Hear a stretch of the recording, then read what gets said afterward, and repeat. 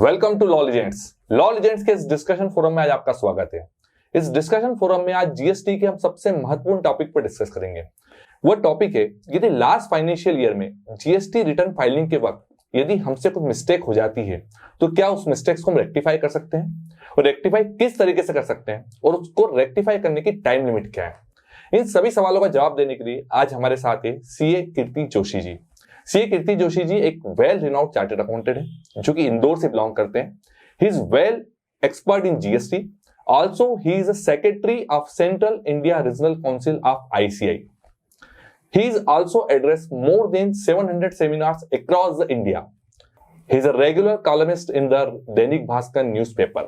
Also, Patrika newspaper nominated and awarded him most 40 influential personality of MP and CG having age less than 40 years. तो हम स्वागत करते हैं law legends के इस फोरम पर सीए कीर्ति जोशी जी का। Welcome to law legends. Thank you sir. तो आज हमारा जो टॉपिक रहेगा सर वो कुछ इस तरीके से रहेगा कि लास्ट फाइनेंशियल ईयर में हमने जीएसटी का रिटर्न फाइल करते समय यदि कोई मिस्टेक कर दी है, या कोई हमसे रिटर्न फाइलिंग के समय गलतियां हो गई है, या कोई हम रिटर्न फाइलिंग में अपलोडिंग करना भूल गए हैं, तो उसे हम किस तरह से रेक्टिफाई कर सकते हैं, कब तक कर सकते हैं, और करने की हमारी टाइम लिमिट क्या है, और उसे किस तरीके से कर सकते हैं। तो आप हमारे सभी दर्शकों को जवाब दीजिए कि हम कैसे उसका रेक्टिफिकेशन कर सकते हैं। ठीक है सर। सबसे पहले अगर जीएसटीआर 1 के अंदर किसी पार्टी का जीएसटी नंबर गलत चढ़ गया है तो हम उसे करस्पॉन्डिंग नेक्स्ट मंथ के जीएसटीआर 1 में जो है वो ठीक कर सकते हैं। बट सामान्यतः क्या होता है कि जब हम नेक्स्ट मंथ की बात करते हैं तो तकलीफ ये होती है कि ये जनरली ये तकलीफें या जो गलतियां हुई हैं, एरर्स हुई हैं, वो हमें दो कंडीशन में सामने आती है। या तो जब सामने वाला पर्सन रजिस्टर्ड पर्सन है और उसे इनपुट टैक्स क्रेडिट नहीं मिलती है, और जब वो हमसे फॉलो अप करता है कि यार मेरे 2B के अंदर क्रेडिट रिफ्लेक्ट नहीं हो रही है, तब हमारे संज्ञान में आता है। या दूसरा, जब हम उसका ऑडिट करना स्टार्ट करते हैं और ऑडिट के अंतर्गत अगर हमें वो चीज़ पकड़ में आती है तो सामान्यतः दो तरह की परिस्थितियां होती हैं।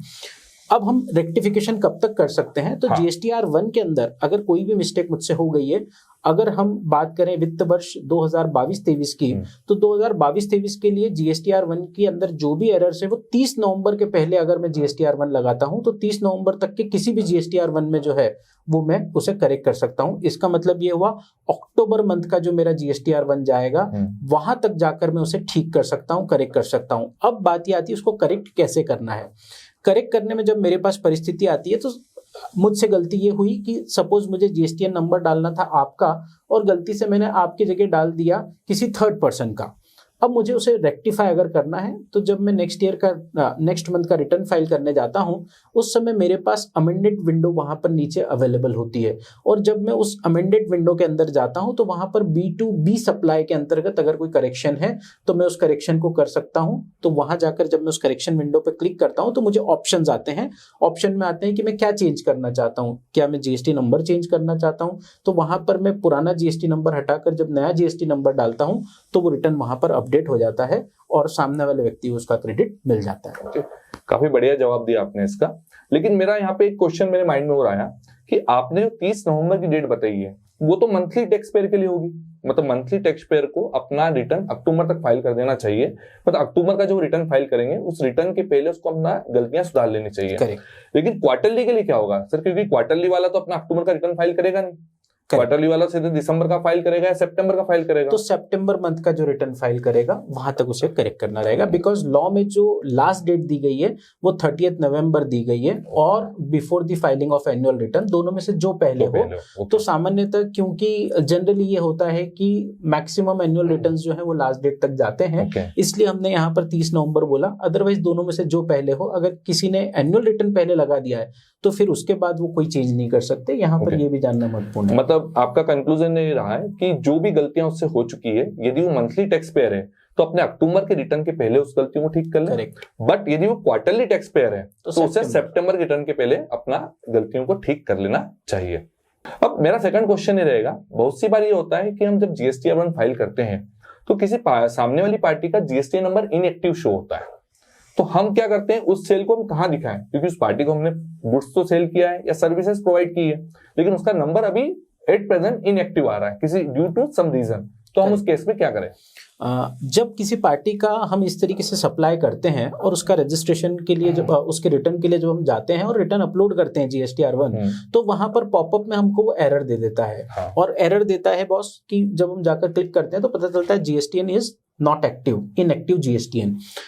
वहां पर दो तरह की परिस्थिति हो सकती है। पहले तो उसका GSTN क्यों इनएक्टिव हुआ है, या तो एक रीजन हो सकता है इनएक्टिव होने का, ऑफिसर ने सुओ मोटो उसका GSTN इनएक्टिव कर दिया हो, या दूसरा रीजन ये हो सकता है कि उस आदमी ने खुद ने अपने GSTN को सरेंडर करने के लिए एप्लीकेशन दिया हो।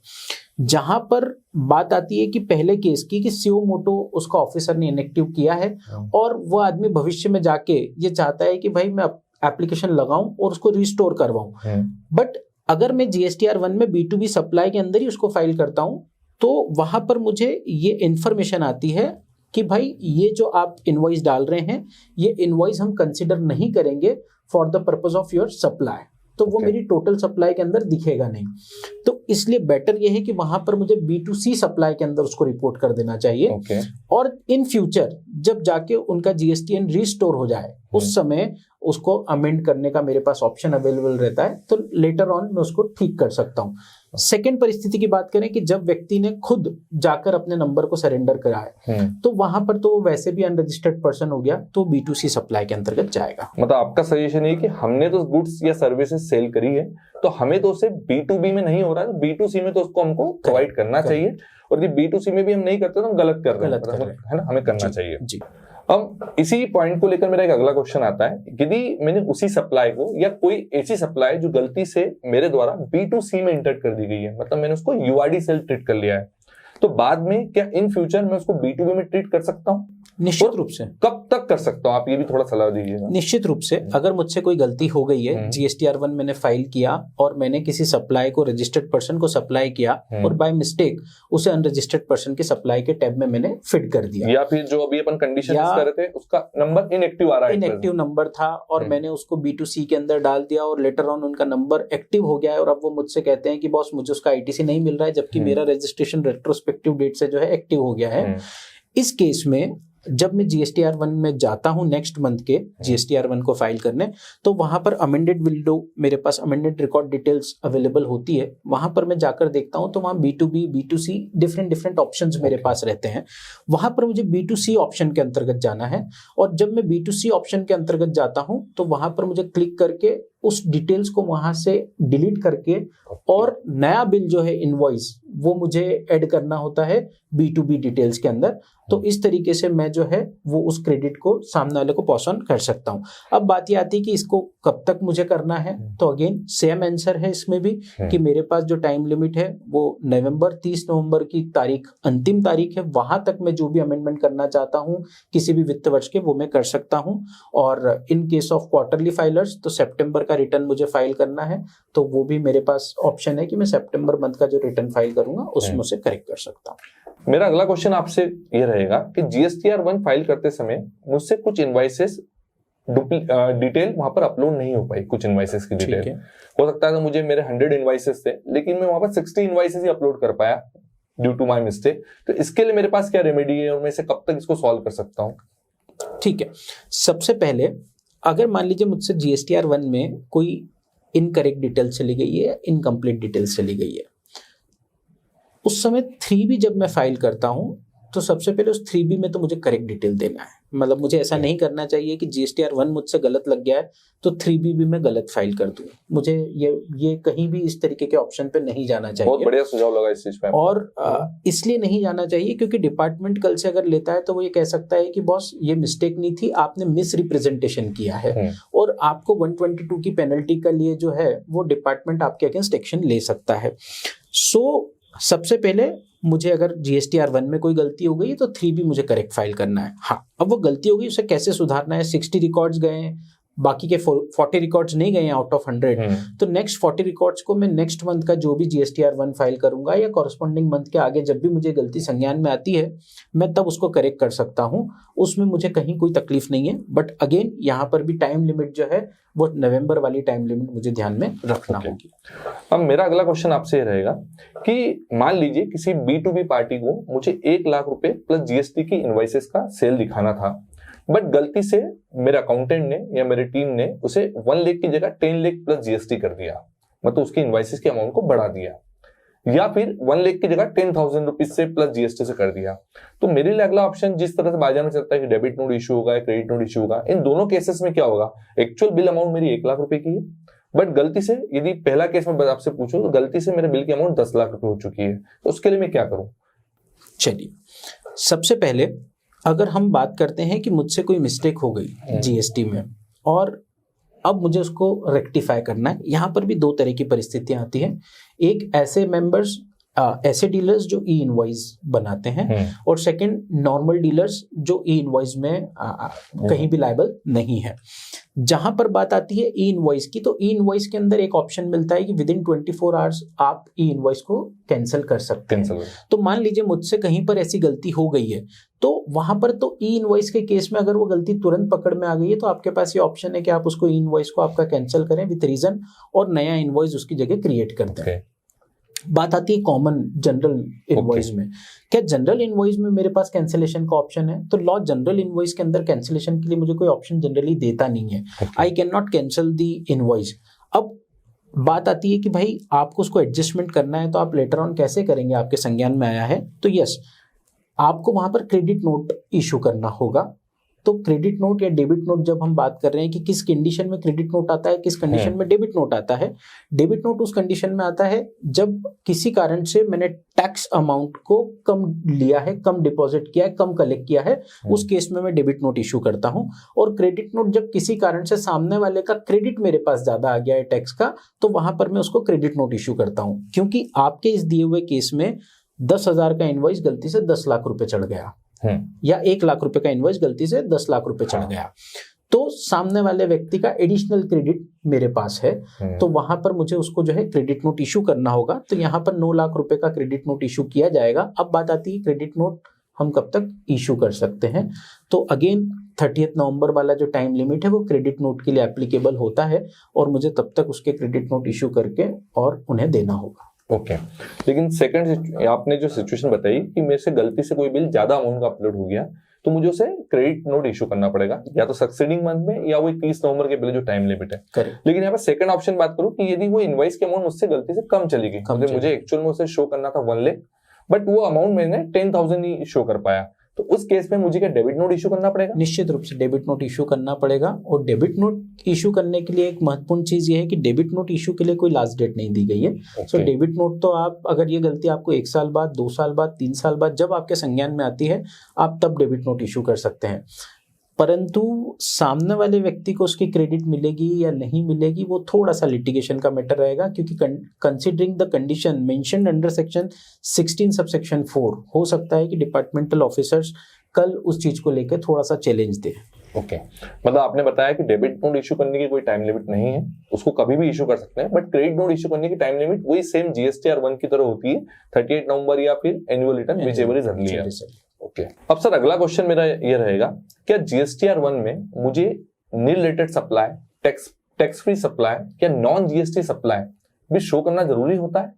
निश्चित रूप से। अगर मान लीजिए जीएसटी में मैं कोई भी रिटर्न फाइल कर रहा हूं, तो मेरे यहाँ की जितनी सप्लाई है, whether it's nil rated supply, whether it is exempt supply, whether it is zero rated supply, तो ये सारी सप्लाईज जो हैं ये मुझे जीएसटी रिटर्न्स के अंदर जो हैं वो शो करना चाहिए। यदि नहीं करता हूं तो इसके कॉन्सिक्वेंस क्या हो सकते हैं? मतलब इस पर कुछ इम्पैक्ट आएगा मेरे बुक्स पे या मेरे रिटर्न्स पे कुछ? निश्चित रूप से। अगर हम बात करते हैं नॉन जीएसटी सप्लाई की या हम बात करते हैं नील रेटेड सप्लाई की, तो इनपुट टैक्स क्रेडिट के अंदर जब हम जाते हैं तो वहाँ reversal of input tax credit के कुछ प्रोविजंस एप्लीकेबल होते हैं, और reversal of input tax credit के प्रोविजंस को जब हम देखते हैं तो वहाँ पर हमें पता चलता है कि if someone is engaged in supply of partial exempted supply और पार्शियल टैक्सेबल सप्लाई, तो वहाँ पर इनपुट टैक्स क्रेडिट को रिवर्सल करना होता है कंसिडरिंग द रूल 34 एंड 35। सो अब जब वहां पर इस तरीके की कोई परिस्थिति मेरे साथ हुई है और मैंने अगर प्रॉपरली जीएसटीआर 1 में उसको नहीं बताया है तो डिपार्टमेंटल ऑफिसर्स कल से बोल सकते हैं कि बॉस क्योंकि आपने अपने जीएसटी रिटर्न में 1 में और 3B के अंदर आपने एग्जेम्प्टेड सप्लाई को या नॉन जीएसटी सप्लाई को नहीं बताया है, तो आपने हमसे सारी इन्फॉर्मेशन नहीं बताई और आपका जो रिवर्सल का फॉर्मूला है वो भी आपने जो है उसको आपने यूज में किया है या नहीं किया है और उसको बताया है कि नहीं बताया, तो वो एक क्वेश्चन मेरे पास आ सकता है।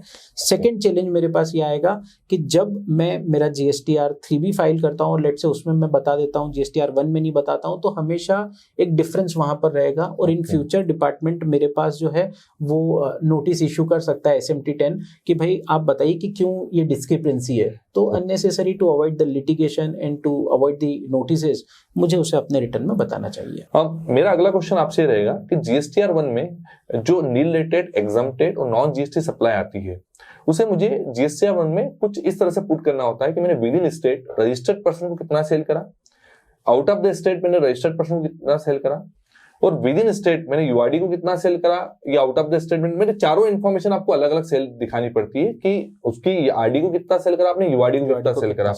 तो ये इन्फॉर्मेशन मुझे किस तरह प्रोवाइड करना चाहिए और इसको क्या इसके लिए बुक्स में मुझे कुछ प्रोविजंस बना के रखना चाहिए और बुक्स भी इसके लिए मेंटेन करके रखना चाहिए? सर देखिए, जहां तक हम अगर बात कर रहे हैं कि भाई मुझे रिटर्न के अंदर जब मुझसे 4 अलग अलग फील्ड मांगा गया है कि विद इन द स्टेट मैंने रजिस्टर्ड को कितना सेल किया है और यूआरडी को कितना सेल किया है, नील रेटेड या non GST supply, out of the state मैंने कितना किया है, तो उसकी डिटेल्ड इंफॉर्मेशन तो मुझे रिटर्न में देना चाहिए, पहली चीज।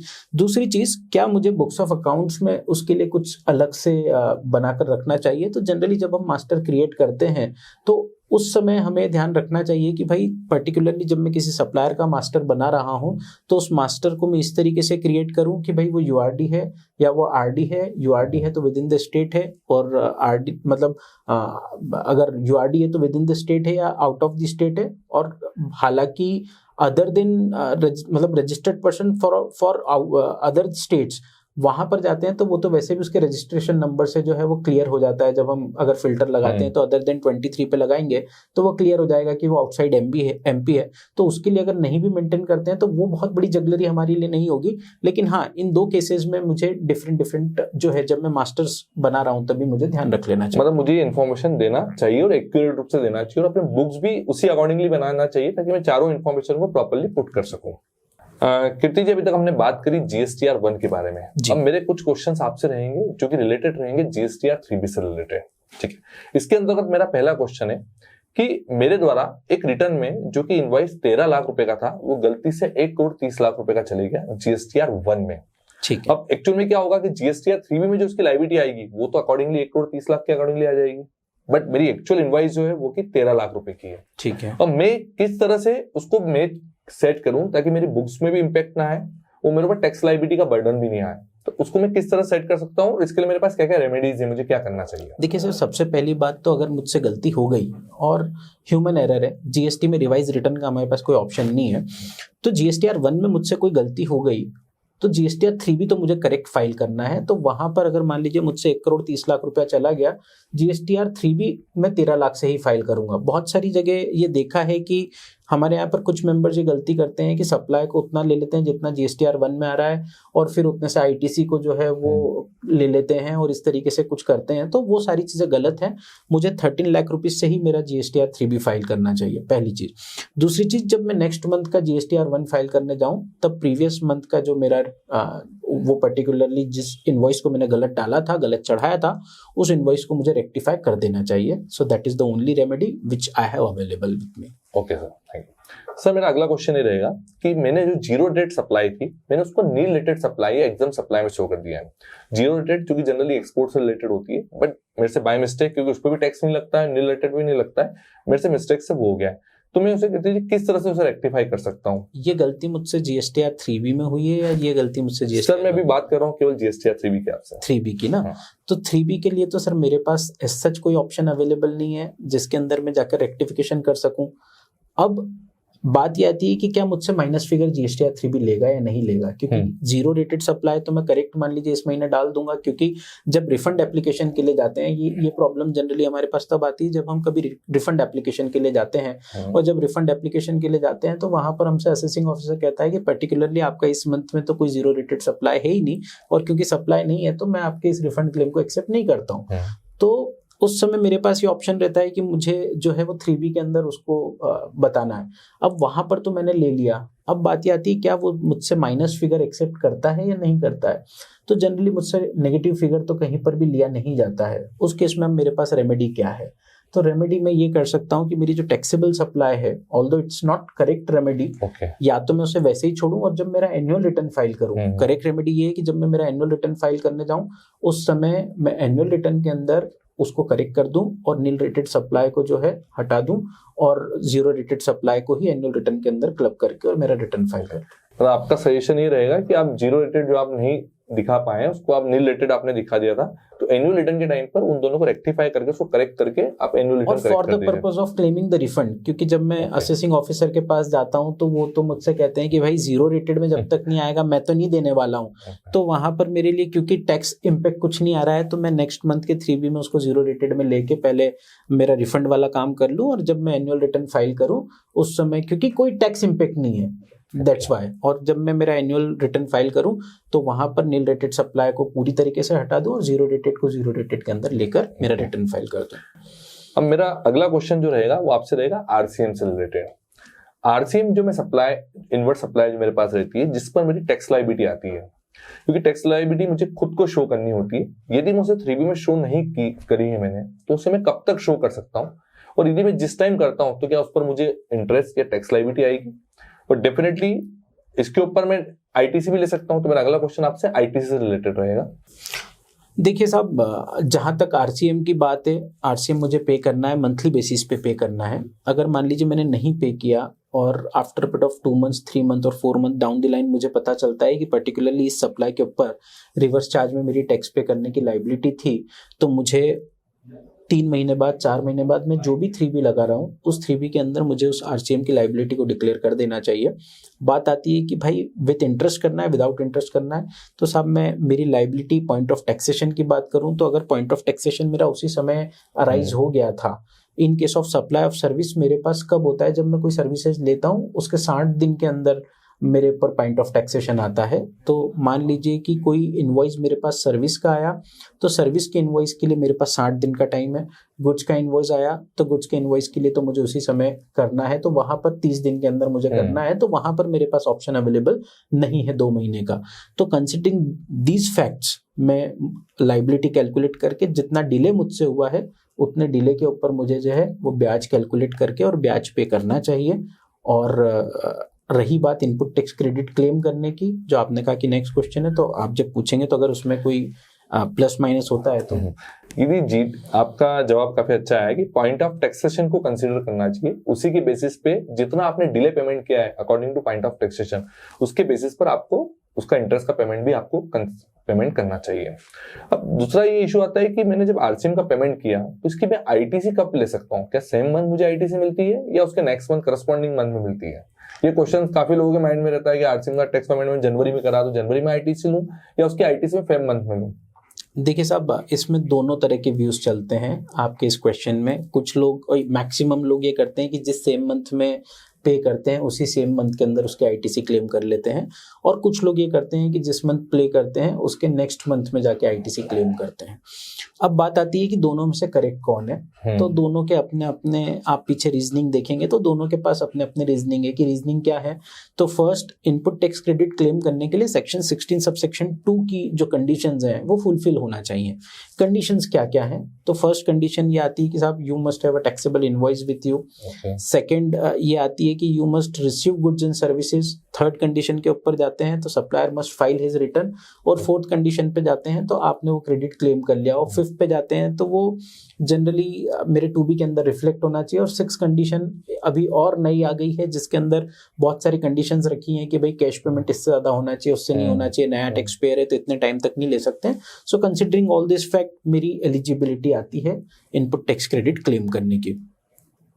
जो लोग ये बोलते हैं कि साहब मुझे उस मंथ में नहीं लेना चाहिए, उनका प्ली ये होता है कि क्योंकि आपने टैक्स पे किया ही नहीं, तो क्योंकि आपने टैक्स अभी पे नहीं किया तो गवर्नमेंट के पास, ट्रेजरी के पास वो टैक्स नहीं पहुंचा है, तो आपको क्रेडिट इस मंथ क्लेम नहीं करना चाहिए, नेक्स्ट मंथ क्लेम करना चाहिए। सेकेंड ऑप्शन जो कहते हैं कि नहीं साहब हमने तो पे किया और हम क्रेडिट ले रहे हैं, तो वो ये ऑप्शन मान के चलते हैं कि साहब यहाँ पर जो है क्योंकि मैं ही पे कर रहा हूँ और मेरी एलिजिबिलिटी भी बैठ रही है, तो मैंने यहाँ पर पे किया और हाथ के साथ उसका क्रेडिट ले लिया, तो पहले मेरी लाइबिलिटी सेट ऑफ होती है, ऑफसेट होती है, और उसके बाद मैं जाता हूँ उसको लेने के लिए। तो साहब मैंने उसको पे किया और आरसीएम की लाइबिलिटी हमेशा क्योंकि कैश लेजर से पे होती है, तो पे होने के बाद ही मैं उसका क्रेडिट ले रहा हूँ, तो दैट्स वाई मैं सेम करंट मंथ के अंदर उसका क्रेडिट ले सकता हूँ। मेरे हिसाब से अगर आप फर्स्ट ऑप्शन में भी जाते हैं तो कोई दिक्कत नहीं है, और अभी तक न जीएसटी ऑडिट में इस तरीके का कोई क्वेश्चन आया है, ना कहीं पर भी इस तरीके का क्वेश्चन उठाया गया है कि भाई आपने सेम मंथ आईटीसी ली है तो क्यों ना आपके आईटीसी को लेके क्वेश्चन किया जाए। इस तरीके का कोई क्वेश्चन अभी तक आपके नॉलेज में इससे रिलेटेड कोई केस लॉ या कोई एडवांस रूलिंग या कोई डिस्प्यूटेड मैटर आपकी निगाह में हो, तो उसके ऊपर थोड़ा सा हमको नॉलेज दीजिए। मेरे हिसाब से तो अभी तक मेरे संज्ञान में तो ऐसा कुछ भी नहीं आया जिसमें ये बात की गई हो कि भाई आपने आईटीसी जो है वो सेम मंथ में ले ली, रिवर्स चार्ज की, आप नहीं ले सकते थे, ऐसा अभी तक तो कुछ नहीं हुआ। मतलब आप सेम मंथ में भी ले सकते हो, करस्पॉन्डिंग मंथ में भी ले सकते हो। ओके, मेरा अगला क्वेश्चन आपसे रहेगा कि जो आरसीएम की जो जीटीए की जो लाइबिलिटी आती है वो बहुत सी बार हमारे पोर्टल पर ऑटो पॉपुलेटेड आती है जी। क्या उसी लाइबिलिटी को मैं एक्यूरेट मानूं या मेरे बुक्स में जो मेरी लाइबिलिटी आ रही है मैं उसे एक्यूरेट मानूं? सर देखिए, हमेशा एक्यूरेट तो बुक्स होती है, पर मुझे देख लेना चाहिए कि ऐसा तो नहीं हो रहा है कि बुक्स में कोई बिल मुझसे इनवॉइस रिकॉर्ड करने से गलती से रह गए हों, और अगर कुछ एडिशनल लाइबिलिटी वहां पर आ रही है तो एक बार मुझे क्रॉस वेरीफाई कर लेना चाहिए। अदरवाइज तो अगर एक्चुअल बिल मेरे पास रिकॉर्डेड है और मुझसे कोई गलती नहीं हुई है तो जो बुक्स ऑफ अकाउंट्स की मेरी लाइबिलिटी है that is the full and final liability. मतलब जीटीए की भी जो लाइबिलिटी ऑटो पॉपुलेटेड आती है, आपके अकॉर्डिंगली आपको बुक्स के अकॉर्डिंगली उसको देख लेना चाहिए। हो सकता है पोर्टल से कोई मिसमैच ना आ रहा तो उसको रिकंसाइल करके अकॉर्डिंग टू बुक्स ही उसको पे करना चाहिए। करेक्ट सर, आरसीएम की कड़ी में मेरा एक अगला क्वेश्चन आपसे रहेगा जो कि काफी इंपॉर्टेंट है और एक हमारे नॉलेज में भी आया था। वो क्वेश्चन कुछ इस तरह का है कि मान लीजिए फाइनेंशियल 18-19 का आरसीएम की लाइबिलिटी थी और ड्यूरिंग द ऑडिट हो रहा है मान लीजिए 2022 और 23 में, और डिपार्टमेंट के द्वारा वो आरसीएम की लाइबिलिटी एक पर्सन पर चार्ज की गई और पर्सन उस आरसीएम की लाइबिलिटी को पे करने के लिए भी एग्री है, तो क्या वो पे करेगा तो उसे उसकी आईटीसी मिल जाएगी? क्योंकि ये क्वेश्चन है 18-19 की आरसीएम की लाइबिलिटी पे करेगा। अभी हमारा क्वेश्चन था कि आरसीएम की लाइबिलिटी या तो हम सेम मंथ में ले लेते हैं आईटीसी या करस्पॉन्डिंग मंथ में ले लेते हैं। यहाँ पर बात आ रही 18-19 की और ड्यूरिंग द ऑडिट कोर्स के दौरान। Although its matter is very disputable matter. And why disputable matter? क्योंकि अगेन और अभी रिसेंटली जो आंध्र प्रदेश हाईकोर्ट का जजमेंट आया है उसमें 16(4) की टाइम लिमिट को लेकर, इनपुट टैक्स क्रेडिट की टाइम लिमिट को लेकर भी एक थोड़ा सा नेगेटिव साइड में जो है वो जजमेंट आया है। बट बात जब आती है कि भाई क्या मैंने आरसीएम पे किया, 2 साल पुराना आरसीएम मैं आज की डेट में पे कर रहा हूँ, तो क्या मैं उसका क्रेडिट ले सकता हूँ या नहीं ले सकता हूँ? अगेन सेक्शन 16(2) की कंडीशंस पे जाते हैं, तो वो कंडीशंस में जब हम बात कर रहे हैं कि सामने वाले व्यक्ति ने उस टैक्स का पेमेंट कर दिया हो, हमने जब कंडीशन की बात करी थी, I must have a valid invoice with me, I must receive goods and services and the person has discharge his tax liability, मतलब गवर्नमेंट को उस टैक्स का पेमेंट हो गया हो और मैंने मेरे रिटर्न में उसे क्लेम कर लिया हो। तो जब आरसीएम की लायबिलिटी का पेमेंट ही मैंने आज किया है तो गवर्नमेंट के पास पेमेंट पहुंचा नहीं था, तो जनरली हम इस ग्राउंड को ध्यान में रखते हुए जब हम पे करते हैं उस समय उसका आईटीसी क्लेम करने की बात कर लेते हैं। लेकिन इसको क्लेम करते समय अगेन 2 तरह के व्यूज बनेंगे।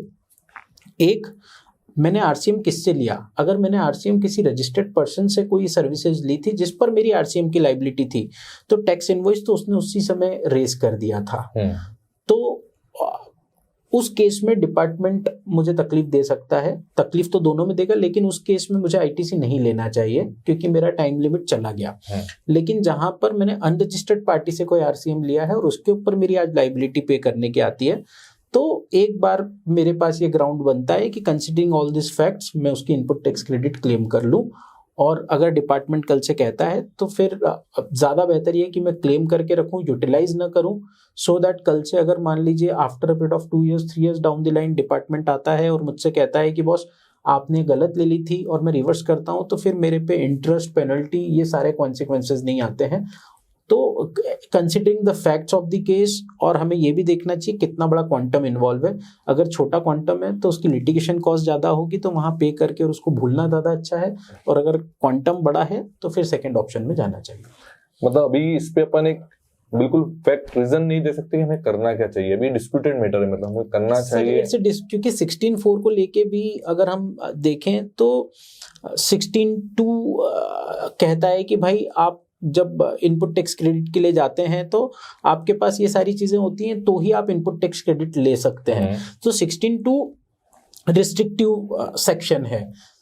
जब मैं उसको देखता हूं कि भाई मुझे आईटीसी कब मिलेगी, मेरा वेस्टेड राइट कब होगा, जब मेरी ये सारी कंडीशंस फुलफिल होगी तब आईटीसी मेरा वेस्टेड राइट बनेगा। जब मेरी आईटीसी ही मैंने नहीं ली तो हाउ 16.4 कैन इन्वोक, और 16.2 start with non withstanding anything contrary content, तो वो स्टार्ट ही उस तरीके से होता है। परंतु आंध्र प्रदेश हाईकोर्ट ने उसको बहुत अलग तरीके से इंटरप्रेट किया। उन्होंने कहा 16.1 को देखते हैं, तो 16.1 आपका सेक्शन जो है वो अलाउबिलिटी की बात करता है, 16.2 रिस्ट्रिक्शन की बात करता है, और उस रिस्ट्रिक्शन को जब लगाया गया तो वो एक सेपरेट सेक्शन है। वो कहीं पर भी आपको राइट टू डू बिजनेस, आपके फंडामेंटल राइट्स, इन सबको कहीं भी कर्टल नहीं करता है। सो दैट्स वाई जो है आपको इनपुट टैक्स क्रेडिट नहीं मिलना चाहिए। मतलब इस केस में हुआ क्या था कि मैंने GSTR 3B, सपोज मेरा GSTR 3B फाइल किया आफ्टर नवंबर, मार्च मंथ का GSTR 3B फाइल किया आफ्टर नवंबर, और उसके अंदर मैंने इनपुट टैक्स क्रेडिट क्लेम की। जब मैंने इनपुट टैक्स क्रेडिट क्लेम की तो डिपार्टमेंटल ऑफिसर्स ने कहा कि बॉस आपका 16.4 की टाइम लिमिट के अकॉर्डिंगली आपका टाइम पीरियड निकल चुका है और नवंबर मंथ जा चुका है, अब आपको वो इनपुट टैक्स क्रेडिट नहीं मिलना चाहिए। और मैं उस एक्शन में जहां पर कि मैंने पर्टिकुलर मंथ का ही रिटर्न लेट फाइल किया, तो रिटर्न तो मैंने उसी मंथ का फाइल किया था बट लेट फाइल किया, वहां पर भी आंध्र प्रदेश हाईकोर्ट ने ये जजमेंट दिया है कि मुझे इनपुट टैक्स क्रेडिट नहीं मिलेगा। तो जहां पर इस तरीके का जजमेंट मेरे पास है और क्वांटम बहुत छोटा है, तो वहां पर निश्चित रूप से लिटिगेशन कॉस्ट ज्यादा है, तो मुझे वहां पर उसे अवॉइड करना चाहिए। अगर क्वांटम बड़ा है तो यस मैं उसे क्लेम करूं बट यूटिलाइज ना करूं। ओके, जब तक मतलब प्रॉपर डिपार्टमेंट का और कोई जवाब नहीं आता है, कोई केस क्लेम कर रहे हैं अपन, उसको यूटिलाइज ना करें ताकि उसके ऊपर बाद में मेरे पर इंटरेस्ट है इसकी लायबिलिटी ना आए। अब सर जो अगला हमारा डिस्कशन रहेगा वो रहेगा इनपुट टैक्स क्रेडिट, जो कि काफी ऑलरेडी बहुत डिस्प्यूटेड होता है और इस पर सबसे ज्यादा नोटिसेज और इश्यूज आते हैं। तो सबसे पहला मेरा सबसे अच्छा क्वेश्चन कि सर मैं सही किसे मानूं, 2A सही मानूं, 2B सही मानूं, या अपने बुक्स ऑफ अकाउंट को सही मानूं? और इन तीनों में मिसमैच आ रहा है तो मैं सर क्या मेरे पास में उसके प्रोविजंस बना के रखूं या उसके अपन रिकंसिलेशन बना के रखूं ताकि फ्यूचर में मुझे कोई नोटिस या आता है डिपार्टमेंट से तो मैं उसका जवाब प्रॉपर दे सकूं? सर देखिए, अगर हम ऐसे बात करते हैं तो सबसे पहले इनपुट टैक्स क्रेडिट क्लेम करने के लिए 1 जनवरी 2022 के बाद स्थिति बहुत क्लियर है कि मुझे 2B में जितना रिफ्लेक्ट हो रहा है उतनी इनपुट टैक्स क्रेडिट क्लेम करना है। सो बुक्स मेरी सही है, उसमें कहीं कोई तकलीफ नहीं है। 2A डायनामिक हो गया, 2A का रेफरेंस में अब इनपुट टैक्स क्रेडिट क्लेम करने के लिए आज की डेट में नहीं ले सकता हूँ। पुराने केसेस के लिए यस मैं कह सकता हूं कि ऐसे केसेस जो जनवरी 2022 के पहले के हैं वहां पर मेरे पास एक ऑप्शन था, ऑल्दो उसमें भी बहुत सारे जगलरीज हैं कि भाई मेरे लिए वहां पर भी बुक्स ही सही थी, क्योंकि 36.4 जो है 36.4 सॉरी वो अल्ट्रा वायरस था, उसके ऑलरेडी उसको लेके बहुत सारी जगह चैलेंज किया हुआ है। तो करेक्ट तो मेरी बुक्स ऑफ अकाउंट्स है, बट आज की डेट में अगर इनपुट टैक्स क्रेडिट क्लेम करने जाता हूं तो जितना 2B में रिफ्लेक्ट हो रहा है केवल उतना ही क्रेडिट मुझे क्लेम करना चाहिए। अगर 3B में मेरे पास या बुक्स में मेरे पास ज्यादा क्रेडिट आ रहा है तो क्यों 2B के अंदर कम रिफ्लेक्ट हो रहा है, किस पार्टी का क्रेडिट रिफ्लेक्ट नहीं हो रहा है, मुझे उस पार्टी से एक बार बात करके और उसे एडजस्ट करवाना चाहिए। 2A के अंदर मान लीजिए रिफ्लेक्ट हो रहा है उस पार्टी का क्रेडिट, इसका मतलब ये हुआ कि उसने रिटर्न फाइल किया है, आफ्टर ड्यू डेट फाइल किया है, तो वो नेक्स्ट मंथ में मुझे क्रेडिट मिल जाएगा। तो for the purpose of claiming the input tax credit जितना 2B कहता है उतना लेना है। अगर लेटर डेट को उन्होंने फाइल किया, आफ्टर ड्यू डेट उन्होंने उनका GSTR 1 लगाया है, तो फिर नेक्स्ट मंथ में मुझे उसका क्रेडिट मिल जाएगा। उसका रिकंसिलेशन मुझे प्रिपेयर करके रखना पड़ेगा। अभी सर आपने जवाब दिया कि मुझे जो ITC है वो 2B के अकॉर्डिंगली ले लेना चाहिए, लेकिन इसी पे मेरा एक क्वेश्चन आपसे रहेगा कि कभी कभी क्या होता है, टूबी में कुछ ऐसी आईटीसी भी आती है जो मुझे नहीं लेना चाहिए थी, लाइक 17.5 की जो ब्लॉक क्रेडिट होती है। मान लीजिए मैं एक नॉर्मल डीलर हूं, मेरे पास कार की आईटीसी आ रही है, या कुछ ऐसी भी आईटीसी आ रही है जो किसी सामने वाले रजिस्टर्ड डीलर ने मुझे गलत अपलोड कर दी है ताकि मेरे टूबी में दिख रही है। यदि मैं आईटीसी ये टूबी के अकॉर्डिंगली ले लेता हूं तो क्या होगा, मैं उसे अगले नेक्स्ट टाइम उसे रिवर्स करूंगा, या फिर नेक्स्ट टाइम रिवर्स करूंगा तो विद इंटरेस्ट करना होगा, या पहली कंडीशन मुझे लेना ही नहीं चाहिए कि टूबी में जो आ रहा है उसे सही मानूं या उसको भी मैं बुक से लगभग मैच करूं? सर देखिए, टूबी के अंदर आईटीसी जो आ रही है उसका मतलब ये हुआ कि जो एलिजिबल आईटीसी है मुझे केवल वही आईटीसी क्लेम करना है। टूबी में अगर एक्सेसिव आईटीसी आ रही है तो इसका ये कदापि मतलब नहीं है कि वो सारी आईटीसी मेरी हो गई फर्स्ट, या कोई गलत आईटीसी आ रही है तो वो आईटीसी लेने के लिए मैं एलिजिबल हो गया, ये भी उसका मतलब नहीं है। टूबी के अंदर आईटीसी का मतलब ये है 16(2) की कंडीशंस को हम बार बार कह रहे हैं कि हमें वहां देखना है। 16(2) की कंडीशन क्या कहती है? I must have a valid invoice. अब अगर मान लीजिए मैंने कोई इनपुट टैक्स क्रेडिट, मतलब मैंने कोई सप्लाई ली ही नहीं, मैंने कोई गुड्स लिया ही नहीं और उसकी वहां पर आईटीसी आ रही है, तो I have not received any goods और services, I don't have any valid invoice with me, तो ये दो कंडीशन मेरी वहां पर फेल हो जाती है, तो टू बी देखने का सवाल ही पैदा नहीं होता, इनपुट टैक्स क्रेडिट मुझे नहीं मिल रहा है। तो पहली बात तो ये हो गई कि 16(2) की जितनी कंडीशंस है वो फुलफिल होना चाहिए। उसके बाद आती है ब्लॉक क्रेडिट की बात। तो ब्लॉक क्रेडिट कहता ये है कि भाई 16(2) की सारी कंडीशंस फुलफिल हो जाती है, उसके बाद भी आपको कौन सी क्रेडिट नहीं मिलना है। तो लेट्स से मैंने कोई मोटर कार परचेस करी जिसकी मुझे इनपुट टैक्स क्रेडिट नहीं मिलना है, तो वो 17(5) के अंदर 17(5) के अंदर मेरी ब्लॉक क्रेडिट हो गई। तो 17(5) की जो मेरी ब्लॉक क्रेडिट है मुझे उसको भी देखना है कि वो मुझे नहीं मिलेगी। सो जब मैं 2B को देखने जाता हूं तो मुझे देखना है कि कौन कौन सी क्रेडिट मेरे लिए लेजिटिमेट क्रेडिट है, केवल वही क्रेडिट मुझे क्लेम करना है। अब बात ये आती है कि साहब मैंने 17(5) की ब्लॉक क्रेडिट की आईटीसी ले ली, गलती से, मुझे लेना नहीं थी बट मैंने ले ली, हाँ। और नेक्स्ट मंथ मुझे रिवर्स करना है क्या? निश्चित रूप से जब मेरे पास ये गलती संज्ञान में आ जाती है उस समय मुझे उस आईटीसी को रिवर्स करना है। क्या मुझे इंटरेस्ट के साथ करना है? हाँ। अब बात ये आती है साहब क्या मैंने उस आईटीसी को यूटिलाइज किया या नहीं किया। अगर मान लीजिए मैंने उस आईटीसी को यूटिलाइज करके कोई टैक्स का पेमेंट कर दिया तो मुझे इंटरेस्ट के साथ करना है। लेकिन अगर मान लीजिए मेरे पास वो आईटीसी एक्यूमुलेटेड होकर मेरे पास पड़ी हुई है मेरे क्रेडिट लेजर के अंदर और मैंने उसको यूटिलाइज नहीं किया है, तो उस केस में इंटरेस्ट की लायबिलिटी नहीं आएगी, मुझे केवल और केवल मेरी आईटीसी रिवर्स करना होगी जो ब्लॉक आईटीसी थी। काफी अच्छा है, 2-3 क्वेश्चनों के जवाब दिए यहाँ पे आपने। आपका कहने का मतलब है कि 2B में मेरी जो भी आईटीसी आ रही है उसको मेरे बुक से तो मैच करना ही चाहिए। हो सकता है उसमें ब्लॉक क्रेडिट की आईटीसी भी आ रही है, हो सकता है उसमें कुछ ऐसी आईटीसी भी आ रही हो जो मुझे नहीं लेना चाहिए, तो मुझे उस आईटीसी को डेफिनेटली 2B में नहीं लेना चाहिए, पहला पॉइंट। दूसरा पॉइंट, यदि गलती से मैंने वो वाली आईटीसी ले ली है तो मुझे डेफिनेटली उसको नेक्स्ट करस्पॉन्डिंग मंथ में उसे रिवर्सल करना चाहिए। अब रही बात आपने इंटरेस्ट का भी काफी अच्छा जवाब दे दिया कि यदि मैंने उस आईटीसी का यूटिलाइजेशन कर लिया है तो विद इंटरेस्ट में रिवर्सल करूंगा, बट यदि मैंने उस आईटीसी का यूटिलाइजेशन नहीं करा है तो मैं उसका इंटरेस्ट पे नहीं करूंगा, लेकिन उसको रिवर्स जरूर करूंगा। मेरा अगला क्वेश्चन आपसे कुछ इस तरह रहेगा, मान लीजिए मैंने किसी रजिस्टर्ड पर्सन से गुड्स परचेज किया, वो कुछ डिस्प्यूट के चलते मैंने उस गुड्स पे आईटीसी तो ले ली है, बट उस डिस्प्यूट के चलते मैंने उसका पेमेंट विद इन 180 डेज नहीं करा, तो क्या मैं उसकी आईटीसी ले सकता हूँ या मुझे उसकी रिवर्सल करनी होगी आईटीसी, और किस डेट पर मुझे उसकी आईटीसी रिवर्सल करनी होगी उसके ऊपर थोड़ा जानकारी दीजिए। सबसे पहले अगर हम इनपुट टैक्स क्रेडिट की बात करें तो सेक्शन 16 सबसेक्शन 2 का प्रोविजो जो है वो ये कहता है कि अगर मान लीजिए मैं फेल होता हूँ पेमेंट करने में within a period of 180 days, तो फिर from the date of issuance of invoice मुझे वो इनपुट टैक्स क्रेडिट को रिवर्स करना होगा। यहाँ पर अपना जो आपने मुझसे क्वेश्चन किया इसमें यह है कि यहाँ पर कोई डिस्प्यूटेबल मैटर है, और डिस्प्यूटेबल मैटर अगर है तो वहां पर मुझे समझना पड़ेगा कि डिस्प्यूट किस कारण से अराइज हुआ है। डिस्प्यूट अगर गुड्स की क्वालिटी को लेकर अराइज हुआ है, डिस्प्यूट अगर टैक्स के रेट को लेकर अराइज हुआ है, या डिस्प्यूट जो क्वांटम ऑफ सर्विस था उसको लेकर अराइज हुआ है, तो उस कारण से हो सकता है कि मुझे जितना पेमेंट करना था उतना पेमेंट करने की रिक्वायरमेंट नहीं है, और अगर मैंने उतना पेमेंट नहीं किया है तो वहां पर उस पेमेंट को पे करने की मेरी रिस्पॉन्सिबिलिटी बनती नहीं थी, तो मैं फेल नहीं हुआ हूं, या matter is pending before any authority. तो मुझे यहाँ पर ये देखना होगा कि कितना पेमेंट मैंने एक्चुअली किया है और क्या मेरी उससे ज्यादा टैक्स पे करने की या अमाउंट पे करने की लायबिलिटी आती थी या नहीं आती थी।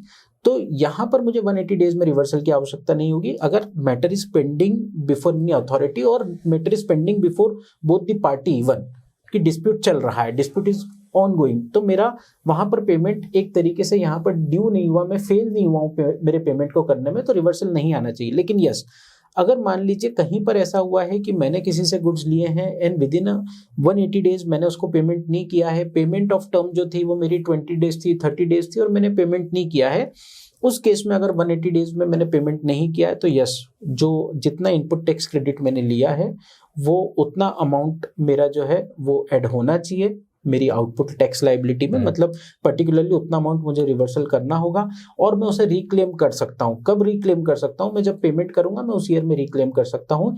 यहाँ पर रिक्लेम करने के लिए सबसे इंपॉर्टेंट चीज ये है कि जब मैं इसको रिक्लेम करने जाता हूँ तो 16(2) की जो कंडीशंस हैं कि भाई मुझे इसको रिक्लेम कब तक करना है, बिफोर 30 नवंबर करना है, वो सारी टाइम लिमिट यहाँ पर पर्टिकुलरली केवल इस केस के अंदर एप्लीकेबल नहीं होती है। रिवर्सल मुझे करना होगा तो कैसा करना होगा? तो साहब रिवर्सल मुझे विद इंटरेस्ट करना होगा।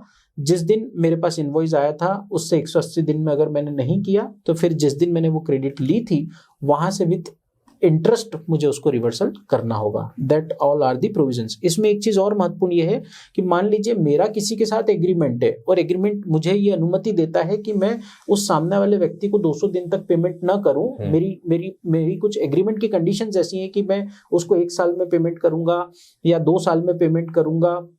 जहां बड़े बड़े टर्न की प्रोजेक्ट्स होते हैं वहां पर इस तरीके की पेमेंट कंडीशंस होती हैं, तो उस केस में रिवर्सल की लायबिलिटी नहीं आएगी क्योंकि वहां पर मैं फेल नहीं हुआ हूं। 16(2) का जो प्रोविजो है वो बात करता है जब आप फेल हो रहे हैं, तो यहाँ पर क्योंकि मैं फेल ही नहीं हुआ, मेरा पेमेंट ड्यू होगा और मैं नहीं करता हूं तो मैं फेल होता हूं।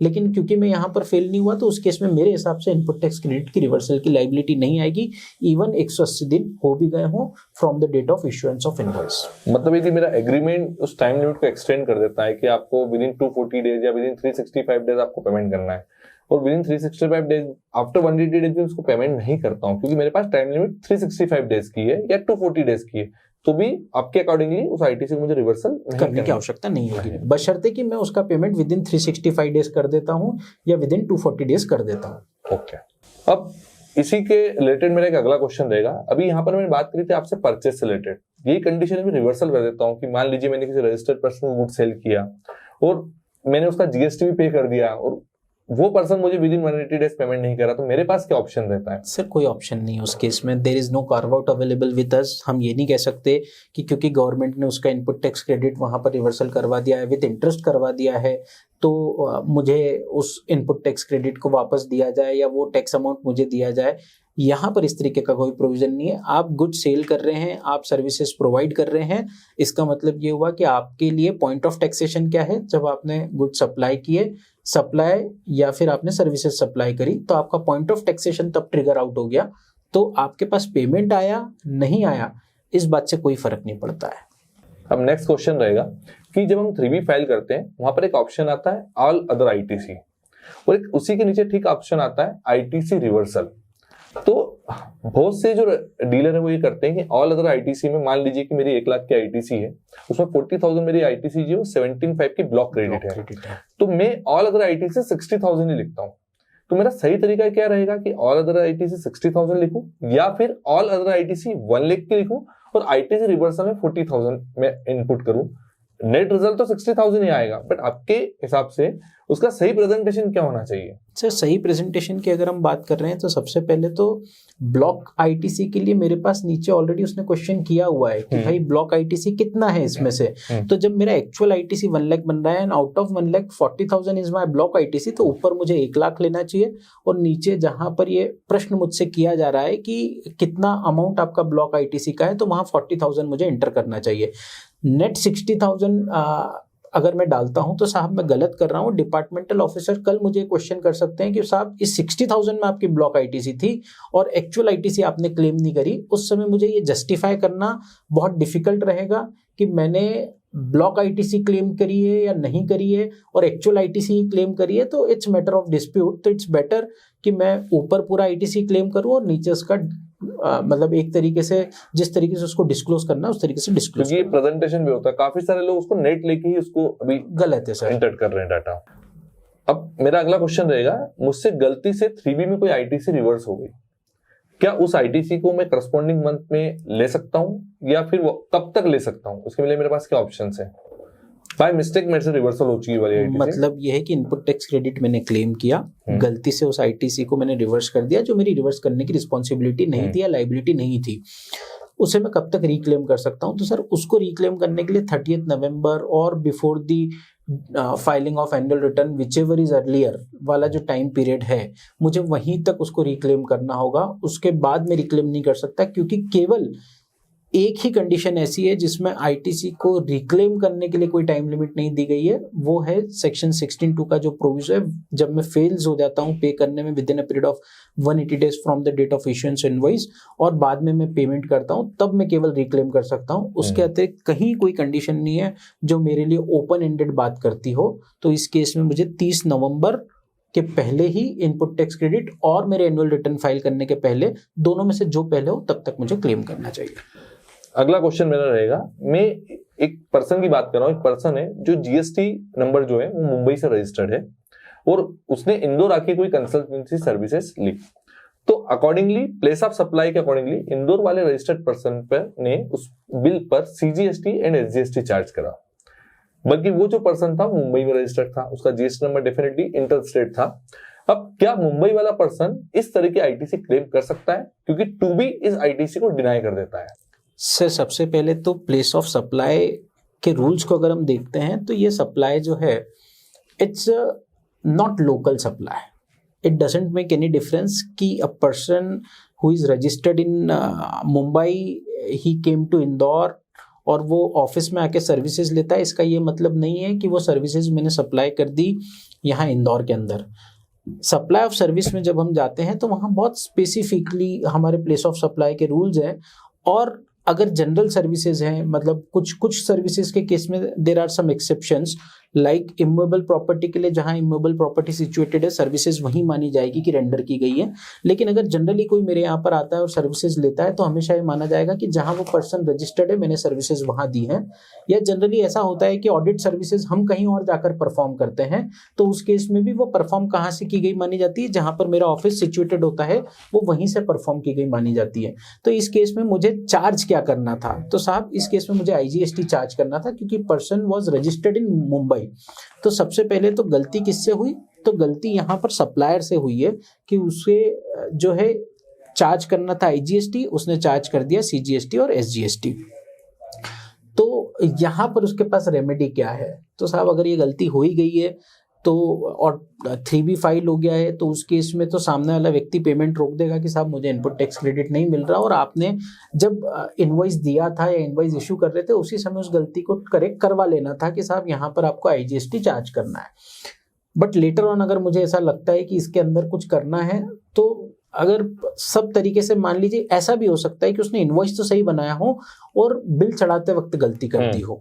तो अगर उसने इनवॉइस सही बना दिया था और चढ़ाते वक्त जीएसटीआर 1 में गलती हो गई थी कि गलती से सीजीएसटी एसजीएसटी इंटर हो गया इंस्टेड ऑफ आईजीएसटी, तो नेक्स्ट मंथ के जीएसटीआर 1 में उसको करेक्ट कर लूं तो सामने वाले व्यक्ति को इनपुट टैक्स क्रेडिट मिल जाएगी। आईटीसी टॉपिक में मेरा लास्ट क्वेश्चन रहेगा, मुझे इंपोर्ट ऑफ गुड्स पर आईटीसी लेनी थी और गलती से मैंने इंपोर्ट ऑफ सर्विस पर आईटीसी ले ली, तो इसके लिए मेरे पास क्या ऑप्शन है? मतलब कुछ 3B में नेक्स्ट कॉरेस्पॉन्डिंग में सुधार सकता हूँ उसे? देखिए, जब वैसे हम अगर इनपुट टैक्स क्रेडिट को पढ़ते हैं और देखते हैं तो इनपुट टैक्स क्रेडिट में कोई डिस्क्रिमिनेशन नहीं किया है। इनपुट के अंदर इनपुट गुड्स और इनपुट सर्विसेज दोनों आती हैं, तो ये डिस्क्रिमिनेशन कहीं भी नहीं किया है। मैंने क्लेम कर लिया, क्लेम करने में मान लीजिए मुझसे केवल इतनी गलती हो गई कि ऊपर की जगह नीचे हो गया, नीचे की जगह ऊपर हो गया है, तो उस गलती को मैं कब रेक्टिफाई कर सकता हूं? तो at the time of filing of annual return में उसको करेक्ट कर लूं। अदरवाइज डिपार्टमेंट मेरे हिसाब से ये बोल के मेरी आईटीसी डिनाई नहीं कर सकता कि बॉस क्योंकि आपने केवल लिखते समय ऊपर नीचे कर दिया तो हम आपको आईटीसी नहीं देंगे। आईटीसी मुझे क्लेम करना था, आईटीसी मैंने क्लेम भी किया है, और आईटीसी की डेफिनेशन देखते हैं तो वहाँ गुड्स भी शामिल है, सर्विसेज भी शामिल है, और उसको कोई अलग नहीं किया गया है। और एक बार आईटीसी अगर आ गई तो वो आपका पूरे आईटीसी का पार्ट है। तो यहाँ पर मुझे इनपुट टैक्स क्रेडिट जो मिलना चाहिए, केवल आगे चेंज करना है तो जीएसटीआर 9 के अंदर मैं उसको करेक्ट कर लूँ। अब मेरे कुछ आपसे जनरल क्वेश्चंस रहेंगे। सर मैं किसको सही मानूं? मतलब जीएसटीआर 1 सही मानूं, जीएसटीआर 3 भी सही मानूं, या अपने बुक्स ऑफ अकाउंट को सही मानूं, क्योंकि जब मैं ऑडिट करता हूं तो कुछ अलग सिचुएशन आएगी कि ऑडिट में मेरे तीनों के डाटा अलग अलग आ रहे हैं, जीएसटीआर 1 कुछ अलग पिक्चर शो कर रहा है, 3B अलग शो कर रहा है और मेरी बुक्स अलग शो कर रही है, तो किसे सही मानूंगा? सो देखिए, करेक्ट तो वैसे बुक्स ही होती है जनरली। अगर अकाउंटिंग एंट्री सब प्रॉपर की है तो मेरी बुक्स हमेशा सही है, लेकिन मुझे देख लेना चाहिए कि 3B के अंदर 1 के अंदर अगर मान लीजिए कोई बहुत डाइवर्जेंट सी चीज दिख रही है। आज ही एक केस ऐसा आया ऑफिस में जिसके अंदर एक व्यक्ति ने इनपुट टैक्स क्रेडिट क्लेम की हुई थी 1.5 लाख रुपया उसके रिटर्न में, लेकिन जब हमने उसका 2B देखा तो वहां पर 7 लाख रुपए की ITC आ रही थी। और जब हम उनसे रिकन्फर्म किया तो उन्होंने कहा कि सर यहाँ पर मुझसे अकाउंटिंग में गलती हुई है और ये पर्टिकुलर इनवॉइस जो था ये मुझसे रिकॉर्ड होने में रह गया, और आपने बताया तो हाँ सर ये इनवॉइस तो था। तो जहां पर इस तरीके की कोई गलती आ रही है तो मुझे एक बार ये देखना चाहिए कि अगर कोई बहुत डाइवर्जेंट ट्रेंड जा रहा है या कहीं पर 1 में 3B के अंदर कुछ डिटेल्स ऐसी आ रही हैं तो एक बार उनको देखना तो चाहिए, अदरवाइज तो मेरी बुक्स ऑफ अकाउंट जो है वो करेक्ट है। ओके, मतलब according to books of account मुझे अपने 1 और 3B को भी मैच कर लेना चाहिए? बिल्कुल करना चाहिए। ओके, और उसकी ड्यू डेट आप बार बार बता ही रहे हैं कि क्या होना चाहिए, 38 नवंबर या एनुअल रिटर्न फाइलिंग की डेट। करेक्ट। अब मेरा अगला क्वेश्चन रहेगा कि अदर इनकम के बारे में आपका क्या सजेशन रहेगा? एक रजिस्टर्ड पर्सन है, मान लीजिए उसकी अदर इनकम रेंट है, सैलरी है, डिविडेंड है, इंटरेस्ट फ्रॉम पार्टीज है अदर देन बैंक इंटरेस्ट, या उसे डिविडेंड भी मिलता है कहीं से, तो उस पर क्या जीएसटी चार्ज होगा? और यदि आपका जवाब हाँ है तो उसे मैं जीएसटीआर 1 और 3B में किस तरह रिफ्लेक्ट करूंगा? देखिए सर, सबसे पहले अगर जीएसटी की बात करते हैं तो जीएसटी किस पर लगता है? तो सप्लाई पे लगता है। Supply defined under section 7 of GST. और अगर हम देखते हैं तो कहते हैं supply includes all form of supply such as sale, exchange, transfer, barter, rental, lease, licence, disposal made, agreed to be made for a consideration in the course of furtherance of business. तो अगर supply goods का है या supply services का है तो उसके ऊपर जीएसटी की लायबिलिटी आती है। बात ये आती है कि पर्टिकुलरली गुड्स की डेफिनेशन क्या है, सर्विसेज की डेफिनेशन क्या है। और जब हम गुड्स और सर्विसेज की डेफिनेशन देखते हैं तो हमें लगता है कि शायद ही ऐसी कोई चीज बचती है जो सप्लाई की डेफिनेशन में इन जनरली नहीं आती है। आपने जितनी बात करी सैलरी, तो सैलरी शेड्यूल 3 के अंदर जो है वो साफ साफ कहा गया है कि it's neither supply of goods not supply of service. तो सैलरी मेरे सप्लाई का पार्ट नहीं है, उसे मुझे कहीं बताने की, डिक्लेयर करने की सच आवश्यकता नहीं है। मैंने नहीं किया, कोई तकलीफ नहीं है। लेकिन यस, अगर कोई कमीशन की मेरे पास इनकम आती है, रेंट की इनकम आती है, रेंटल इनकम, अगर मान लीजिए रेसिडेंशियल अकोमोडेशन से है तो वो एग्जम्प्टेड है। लेकिन रेंट की इनकम मेरे पास कमर्शियल अकोमोडेशन से आती है तो यस वो टैक्सेबल है। तो मुझे ये देखना होगा कि मेरे पास अदर सोर्सेज से अगर कोई इनकम आ रही है तो क्या वो सप्लाई का पार्ट है, और सप्लाई का पार्ट अगर है तो मैंने उस पर प्रॉपर टैक्स डिस्चार्ज किया है कि नहीं किया है। इंटरेस्ट की बात करते हैं, interest is exempted supply, interest is a part of supply but it's part of exempt supply. तो मुझे देखना होगा कि पर्टिकुलरली कौन कौन सी चीजें आना चाहिए, और अगर वो सप्लाई की डेफिनेशन में आती है तो मैंने रिटर्न के अंदर उसको प्रॉपर्ली डिस्क्लोज किया है या नहीं किया है, ये मुझे देखना चाहिए। इंटरेस्ट जो पार्टी से मिलता है वो भी एग्जम्प्ट होता है या फिर interest from party? Sir interest party से होगा तो भी एग्जम्प्ट होगा अगर अगेंस्ट लोन एडवांस है। देखिए इंटरेस्ट अगर मान लीजिए किसी ने लेट पेमेंट किया, मान लीजिए within due date payment नहीं किया और लेट पेमेंट करता है, और बिकॉज उसने लेट पेमेंट किया है तो मैंने उसके ऊपर इंटरेस्ट चार्ज किया है, तो considering the valuation rule section 15 वहां पर उस तरीके के इंटरेस्ट को जो है वो सप्लाई मानते हुए टैक्स लगाया गया है, और टैक्स उसके ऊपर वही रेट देना होता है जो प्राइमरीली मेरे उस गुड्स का या सर्विसेज का रेट होता है। Okay. उसके अलावा अगर मान लीजिए मैंने किसी को लोन दिया है या एडवांस दिया है और उस लोन और एडवांस के ऊपर मुझे कोई इंटरेस्ट मिला है, so that interest is not taxable supply, it's part of exempt supply. Okay sir, by way of notification 12/2017। अब सर मेरा इस कड़ी में एक लास्ट क्वेश्चन रहेगा। डिपार्टमेंट आजकल आर्टिफिशियल इंटेलिजेंस का काफी यूज कर रहा है, और आर्टिफिशियल इंटेलिजेंस का यूज करके काफी सारे क्लाइंट्स को, रजिस्टर्ड पर्सन को, उन्हें स्क्रूटनी में लिया है। या तो हम किस तरह के से उस आर्टिफिशियल इंटेलिजेंस से बच सकते हैं, या हमें क्या क्या चीजें ध्यान रखना चाहिए ताकि हम इस तरह की जो गलतियां हमसे हो रही है, ऐसी चीजें होती है, हम उससे बच सकें? सर देखिए, जहां तक बात आ रही है बचने की, तो मैं कहता हूं कि अगर आपने कुछ गलत नहीं किया है तो कहीं कोई तकलीफ नहीं है। लेकिन अगर हमसे कोई गलती होती है तो एआई उस गलती के थ्रू ये पकड़ती है कि यहाँ पर कुछ ना कुछ संभावना है जिसमें कि हो सकता है कि कोई टेक्स्ट या तो एविडेंस हो या हो सकता है कि टैक्स कम पे किया हो। अब एआई के अंदर ऐसी कौन कौन सी इंफॉर्मेशन है जो डिपार्टमेंट जनरली ले रहा है। जैसे एक केस के अंदर हमने देखा कि HSN समरी को जो है डिपार्टमेंट ने यूज किया। जनरली लोग HSN समरी में जो इच्छा होती है वो एक बार डाल के दे देते हैं कि चलो रिटर्न लगाना है, जो डालना है वो डाल के दे दो। क्यों?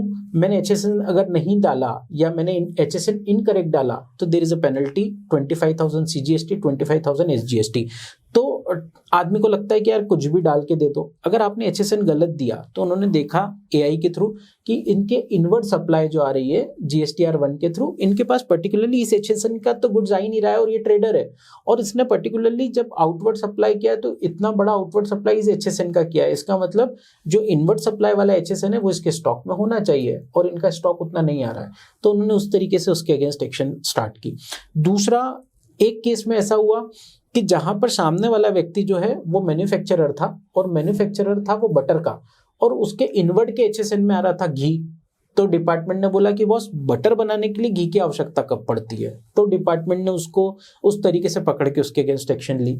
तीसरा एक केस ऐसा देखने में आया कि जनरली मान लीजिए इंदौर के अंदर प्रोडक्शन होता है, सोयाबीन बहुत ज्यादा हमारे यहाँ प्रोड्यूस होती है, कल्टीवेट होती है, और किसी पर्सन ने रेगुलरली ये सोयाबीन को परचेज किया है गुजरात से।